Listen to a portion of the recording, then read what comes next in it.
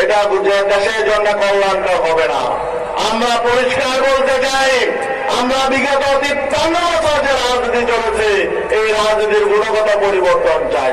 এই পরিবর্তনের জন্য, রাজনীতির গুণগত পরিবর্তনের জন্য, রাষ্ট্র সংস্কারের জন্য হাজারো তরুণ রক্ত দিয়েছে, ছাত্ররা রক্ত দিয়েছে, শ্রমজীবী মানুষ রক্ত দিয়েছে, রাজনীতিবিদরা রক্ত দিয়েছে। ঠিক না ভাই? শুধুমাত্র ক্ষমতার হাত বদলের জন্য, শুধুমাত্র যেন একটি নির্বাচন দিয়ে আবারও একটি দলকে ক্ষমতায় আনার জন্য মানুষ রক্ত দেয় নাই, ছাত্র সমাজ রক্ত দেয় নাই।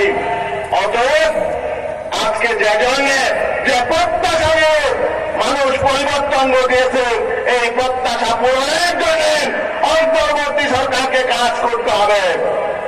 বিগত 3 দিন আগে অন্তর্বর্তী সরকারের প্রধান ডক্টর মোহাম্মদ ইউনূস তিনি তার বক্তব্যে বলেছেন, কিছু ভালো কথা বলেছেন, আবার কিছু হতাশার কথাও বলেছেন।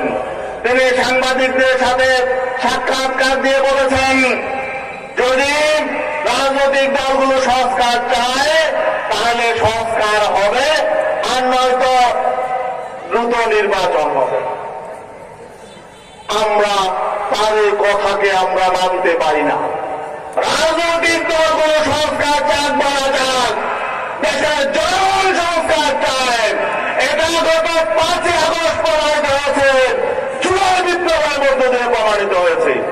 জনগণের প্রত্যাশার বাইরে আপনি কোন দলের চাপে আপনি যেন তেন কোন নির্বাচনের দিকে যেতে পারেন না, আপনার সে অধিকার নাই।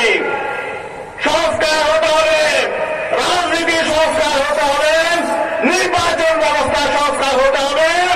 বাংলাদেশের সংস্কৃতি, গণমাধ্যম সহ যে সমস্ত সংস্কারের উদ্যোগ নেওয়া আছেন সবগুলো সংস্কার সম্পন্ন হওয়ার পরেই একটি অর্থবহ নির্বাচন হতে হবে। তাছাড়া জনগণের যেই রক্ত, যেই জনগণের যে জীবন, এই জীবন দান বৃথা যাবে, আমরা তা বৃথা যেতে দেব না।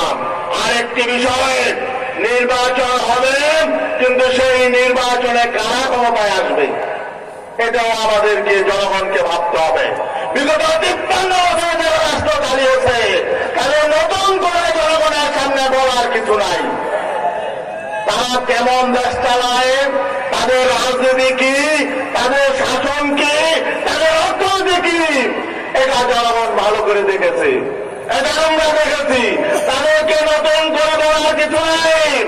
অতএব বিগত দিনে যারা রাষ্ট্র শাসন করেছে তাদের পরিবর্তন করে নতুন একটি সরকার সামনে গঠন করতে হবে।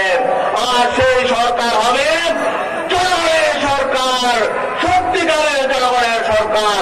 আমরা জনগণের হাতে তাদের ক্ষমতা তুলে দিতে চাই। এই জন্যই ইসলামী আন্দোলন বাংলাদেশের পক্ষে আজকে গণজোয়ার তৈরি হয়েছে। কারণ এটা প্রমাণ হয়েছে ইসলামী আন্দোলন বাংলাদেশ হল সত্যিকার অর্থে দেশপ্রেমিক রাজনৈতিক দল। ইসলামী আন্দোলন বাংলাদেশে হল সত্যিকার অর্থে জনগণের একটি দলী রাজনৈতিক সংগঠন। ইসলামী আন্দোলন বাংলাদেশে হল বাংলাদেশের সকল রাজনৈতিক দলের জন্য একটি নিরাপদ আশ্রয়স্থল।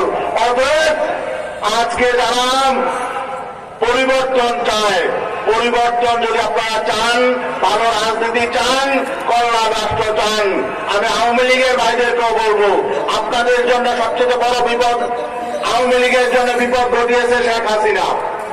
আওয়ামী লীগের নেতা কর্মীদেরকে বিপদে ফেলে তিনি দেশ ছেড়ে পালিয়েছে। দেশটা যেমন তিনি ধ্বংস করেছেন, আওয়ামী লীগের মতো একটি সংগঠনও তিনি ধ্বংস করেছে। ঠিক না ভাই? অতএব আওয়ামী লীগের যেসব ভাইয়েরা সুস্থ দ্বারা রাজনীতি করতে চান, দেশকে ভালোবাসেন, জনগণকে ভালোবাসেন, তারা গঠনমূলক রাজনীতিতে ফিরে আসুন, অনুশোচনা করুন, তাহলে হয়তো জনগণ আপনাদেরকে ক্ষমা করবেন। তাই আমার আগামী দিনে আমরা ইসলামী শক্তি ঐক্যবদ্ধ হওয়ার জন্য চেষ্টা করছি।